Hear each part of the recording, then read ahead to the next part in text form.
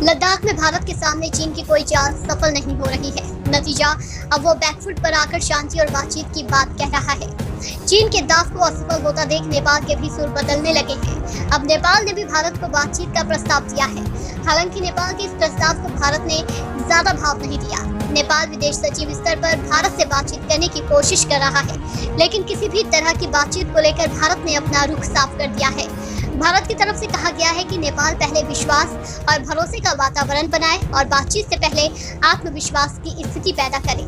इधर नेपाल की मुख्य विरोधी पार्टी नेपाली कांग्रेस के ज्यादा समय लेने और मध्यस्थियों के प्रस्तावित संशोधन में उनके मत को रखने की वजह से नेपाल के प्रधानमंत्री केपी ओली अभी तक संसद में नेपाल के नए नक्शे का प्रस्ताव पारित नहीं कर पाए हैं। विदेश मंत्रालय के प्रवक्ता अनुराग श्रीवास्तव ने कहा कि भारत ने इस मुद्दे पर जोर देते हुए कहा कि नेपाल में इस वक्त नए नक्शे को लेकर गंभीरता से चर्चा हो रही है, तो भारत अपने पड़ोसी देशों से आपसी संवेदनशीलता और आपसी सम्मान के आधार पर बात करने के लिए तैयार है।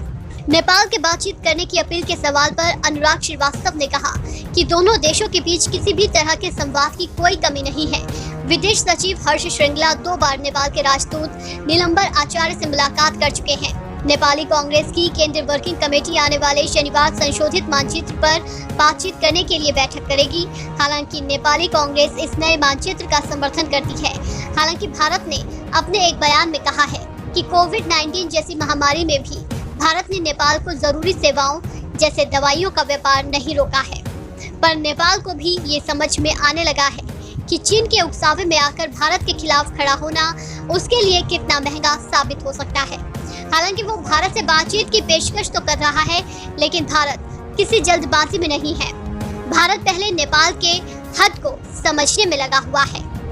इस खबर में फिलहाल इतना ही। सब्सक्राइब कीजिए the political optics YouTube channel को और बेल आइकन को दबाइए देश दुनिया की ताज़ा खबरें सबसे पहले देखने के लिए।